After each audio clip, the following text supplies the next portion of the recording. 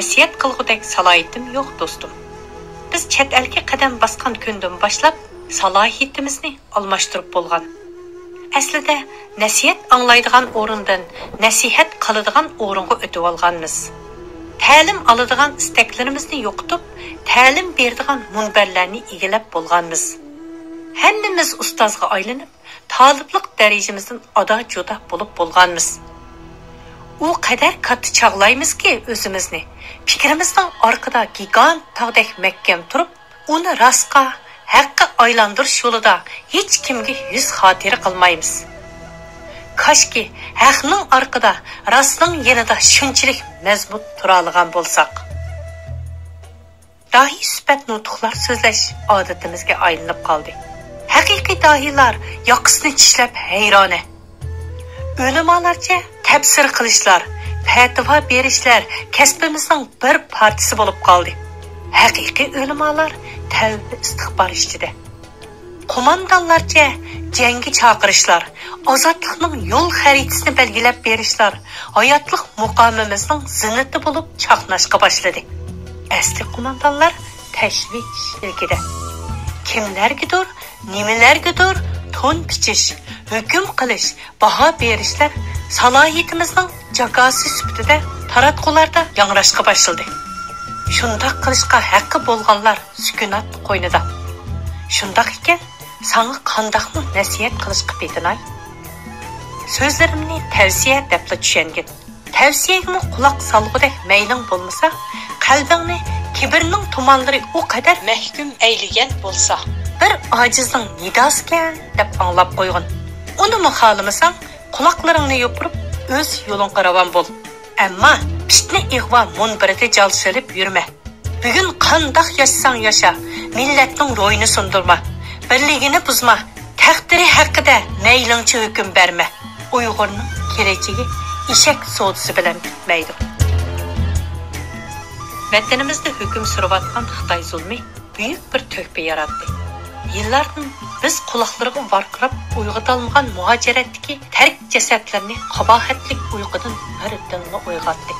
Meni chaqmagan yilon 1000 yil yashsin deb sukutning, beparvolikning rohat beshigida shirin xiyol surib kelganlar ajal xanjiri o'zining bo'g'ziga tanglanganda, qavmi qarindoshlarining yuragiga qadalganda amalsizlik, bechoralik, mahkumlik dardini beshini ko'tardi. Qara, bugungi bu manzaraga ko'k bayroqqa nafrat bilan qaraydiganlar uni bugun ko'zlariga surtib, boshlariga chiroyli ro'mol qilib selishga, uchisiga go'zal kiyim qilib kiyishga boshladi. Namoyish saplaridan vabodan hurkigandek qochirganlar bugun zimistonning jondan o'tgidek so'g'oqlarida maydonlarni kerib, qo'llarini Xitoy elchixonasiga shiltib turib, Sharqi Turkistonga mustaqillik deb vaqirashga boshladi. O'z millati uchun xizmat qilayotgan Uyg'ur tashkilotlarini, da'vo egilarini bilib bilmay hojilab kelganlar bugun oldiga berib, bizga qilg'idek xizmat bormi deb so'rg'ilib turdi. Tengi iona yoki insoniy yordamga bexillik qilgan boylarimiz topgan targanlari o'zlarining hayotini qutuldirib kelishga yaramayotgan Xitoy turmusidagi talayligan boylarni ko'rib, oz bo'lsa-mu ko'nglimiz deydigan yerga keldi. Qo'lidan boshqa ish kelmaydigan mazlum fuqarolarimiz hech bo'lmasa ijtimoiy taratqularda vatan uchun xizmat qilayotganlarga destak berishga, ularni ilhomlantirishga boshladi. Nima degan büyük uyg'unish bu. Biz hech bir Uyg'urga tanha qutulish yo'li yo'q deb takrar jar selib kelgan edik. Millating ozod bo'lmaguncha sen hurlikning lazzatini tetiy olmaysan deb ezib tushuntirishga tirishgan edik. Vataningning egilik huquqiga ega bo'lmaguncha hech bir yer senga aslo vatan bo'lmaydi deb zorlab anglatgan edik. Birlik, barobarlik, inoqlik ichida vatan da'vosi sepiga chaqirib holimizdan ketgan edik. Parvo qilmagan, pisandmi qilmagan, ishingni qil deb silkigan, hatto haqoratlar qilgan, kamsitgan, tuhmatlar ostiga olgan edik. Bugun olimlari, ulamolari, ziyolileri, işçi xizmatchilari, hunarvan kasıpları, oddiy puhraları ve dehqonlardan tortib milyonlarca xalqining usti uchuq turmalarga banit qilinayotganligini, inson qalbidan chiqqan vahshiyat bilan qiynalayotganligini, izzat g'ururi, odamiylik depsanda qilinayotgan bu insonlar qatoridan o'zlarining bir tuqqanlarining o'rin olganlarini ko'rgandan keyin g'aflat uyqusidan uyg'ondi. Shukrlar bo'lsinki uyg'ondi. Mangu uyg'onmay o'lib ketadiganlarmi bor? Bar bilan yo'qning orasida yashab, insoniyat uchun, millati uchun hech iz qoldirmay chirib ketadiganlarmi bor? Dunyo va oxiratdagi la'natdan boshqaga loyiq bo'lmagan bu xil odamlarni uyg'otib, ovora bo'lish ne hojat? Shundoq, muhojiratdagi xalqimizning bir qismi uyg'ondi. Uyg'onayotganlar bor. Yana uyg'onadi. Bu uyg'onish Xitoy zulmining mahsulidir. Zulm bugungi darajaga yetmagan bo'lsa, o'zining dunyosida yashashdan boshqasi xiyoliga kelmaydiganlar ozg'unlik yo'lida safarlarni davom qildirgan bo'lar edi. Jon beqishning qo'yiga kirib ketganlar, vatan millat bilan nima ishim deb o'zi bilgan sanamga dastlab yurgan bo'lar edi. Ko'ziga shon sharaf, puldan boshqa narsa ko'rinmaydiganlar la'nat ozgonlarga bulg'unib o'tgan bo'lar edi. Bularning hammasini zulm uyg'otdi. Ammo millatimizning uyg'onishi uchun Xitoydan zulmlarning darajasini yanama yuksaltirishni umid qilmaymiz.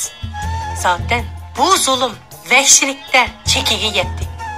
Musulmon bo'lish sifatimiz bilan millatimizning beshiga kelayotgan hem Allohning jazosi, hem Allohning sinig'i deb tushunamiz. Bu jazoni qabul qilishga sinoqdan o'tishga majburmiz. Albatta, bu jazoni qabul qilishga majburmiz. Chunki terimizga sig'may, gunohi kibrlarga oymay dasmi solgan chog'larimiz bo'ldi. Allah savob uchun ato qilganni haromning yo'llariga to'kkan chog'larimiz bo'ldi. Iymon e'tiqodimizga xiyonat qilgan, millat manfaatini oyoq osti qilgan, qavmi qarindoshlarimizni xor aylagan, hayvoniylikning loy patqoqlarida bulg'angan mezgillarimiz bo'ldi. Alloh kerim, kimki yaxshi amallarni qilsa, uning mukofotini ko'rdi. Kimki yomon amallarni qilsa, uning jazosini tortadi demaganmidi? Albatta, bu sinoqdan o'tishga majburmiz. Bu sinoq Uyg'ur millati uchun tangning oldidagi zulmat, ozodlik oldidagi qabohatdir. Alloh kerim, bandalarni cho'qim sinaydiganligini aytmadimi? Bir shoir mundaq yozadi. Bo'lmaydi dunyoda boqiy hukmron. Mangulik qulluqqa asir millatmi? Bu oddiy haqiqat o'zgarur davron. Yo'qlar bizdeki xorliq illatmi? Aslida Xitoyning bu qadar dahshatli bostirishlari muhojiratga Uyg'urlarni texmo eg'ir sukutga, texmo eg'ir vahimaga asir qilishi, ozodlik, mustaqillik irodasini sundirib tashlashi kerak edi.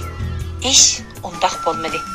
Qaynadagi g'urur va vijdonning qahramonlari bu millatni zulmdan qo'rqib shuk bo'lish emas, zulmga qarshi jang qilish yo'liga boshladi. Zulmning ortishi irodasini sundirish o'rniga uni hassilab mustahkamladi. Tashvish ichida ingravotgan ruhlar qaytadan tirildi. O'zini qutuldirish qo'yda timisqilab yurgan jonlar millatni qutuldirish sadolariga jo'r bo'ldi.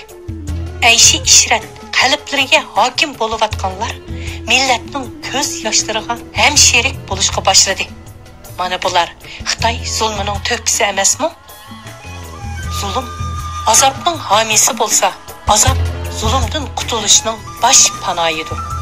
Hayotiy savobga, o'limi baxtga vasli bo'ladigan bir millat qandoqmi zulmga bosh egsin?